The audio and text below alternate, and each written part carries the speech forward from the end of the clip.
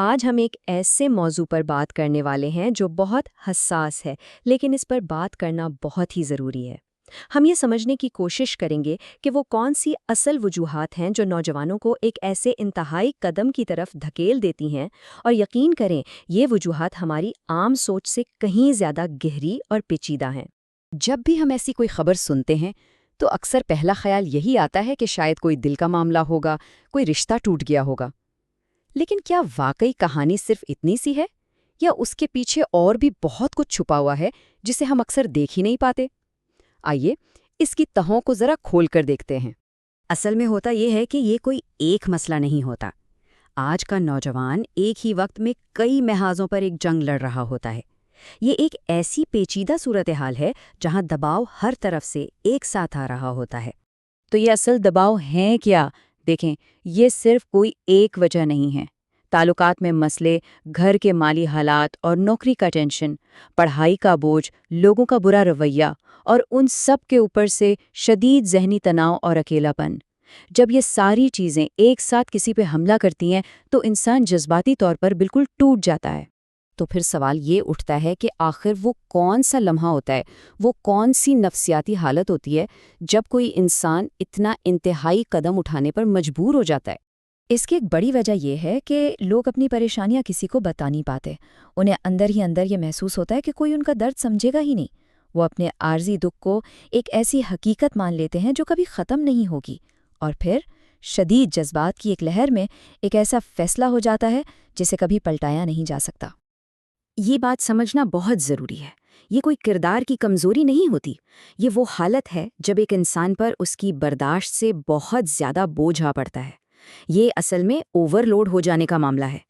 ذرا اس فرق کو دیکھیں، یہ اس پورے عالمیے کی سنگینی کو واضح کرتا ہے۔ ایک طرف ایک عارضی مسئلہ ہے، کوئی امتحان، کوئی مالی بحران، کوئی ٹوٹا ہوا رشتہ جو وقت کے ساتھ ٹھیک ہو سکتا تھا، اور دوسری طرف اس کا ایک مستقل حل چن لیا جاتا ہے۔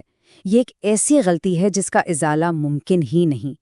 جو چلا جاتا ہے اس کی کہانی تو شاید وہیں رک جاتی ہے، لیکن جو پیچھے رہ جاتے ہیں ان کے لیے ایک کبھی نہ ختم ہونے والے درد اور پچھتاوے کا طوفان شروع ہو جاتا ہے۔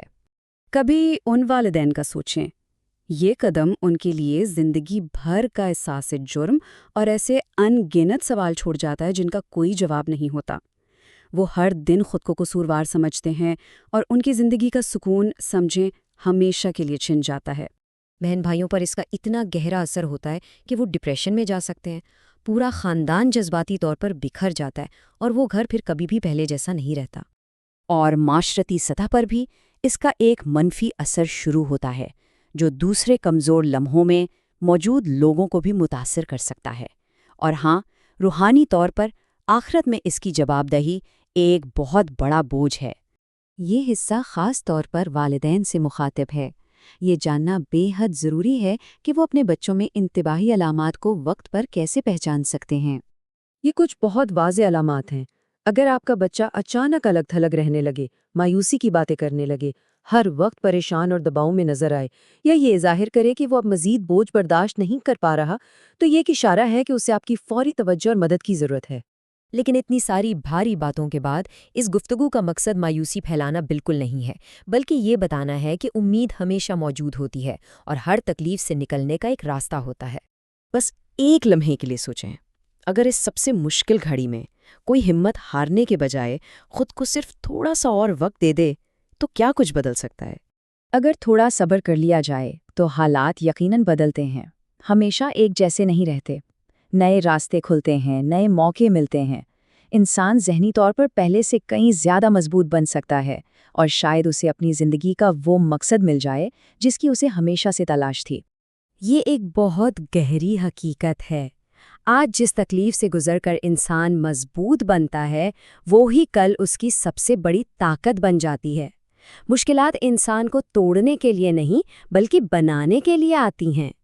تو عملی طور پر کیا کیا جا سکتا ہے؟ سب سے پہلے کسی ایسے شخص سے بات کریں جس پر آپ بھروسہ کرتے ہیں۔ اپنے جذبات کو لکھنا شروع کریں، اسے جرنلنگ کہتے ہیں۔ اپنے رب سے اپنا تعلق مضبوط کریں، ورزش یا واک کو اپنی زندگی کا حصہ بنائیں، اور سب سے اہم بات، کسی ماہر سے مدد لینے میں بالکل شرم محسوس نہ کریں۔ اور آخر میں بس اس ایک بات کو ہمیشہ یاد رکھیں کسی کی بھی زندگی ایک امتحان، ایک رشتے یا ایک مالی مسئلے سے کہیں زیادہ قیمتی ہے۔ اگر کوئی تھک گیا ہے تو اس کا مطلب یہ نہیں کہ وہ ہار گیا ہے۔ تھکے ہوئے انسان کو ختم نہیں ہونا چاہیے، اسے بس آرام اور سہارے کی ضرورت ہوتی ہے۔